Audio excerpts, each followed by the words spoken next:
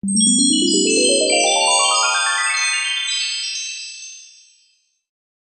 bank account earns interest at a rate of 0.25% per period, compounded periodically.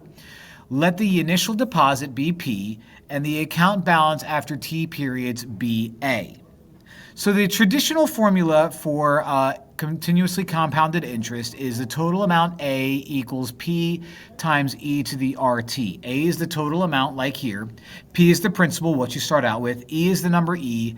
R is the rate as a decimal, and T is time in whatever time you're talking about. So write an equation that models the growth of the account balance over time. So in this case, A, I don't know. P, I also don't know. E is going to be E. The rate is going to be 25 or 0.25%. So that's going to be 0.0025 times T. So that's all the information that I have to make a formula, which is not a lot, but it's enough. Solve the equation for the number of periods T needed to reach a specific account balance A.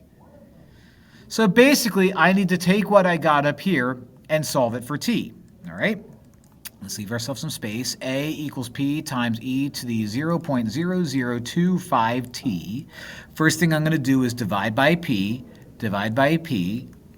And so that gets me A over P equals e to the 0.20025 T. In order to get T down, I have to get rid of that E, so we're going to ln both sides. ln of E crosses each other out, so ln of A over P. ln of A over P is going to equal 0.0025 T.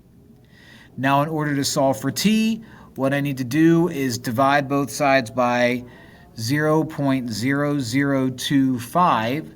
So 0.0025, and T is going to equal ln of A over P, all divided by 0.0025.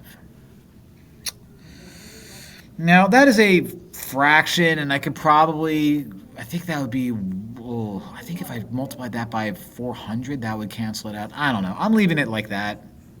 Not the prettiest guy ever, but doesn't have to be pretty. Am I right? Thanks for watching.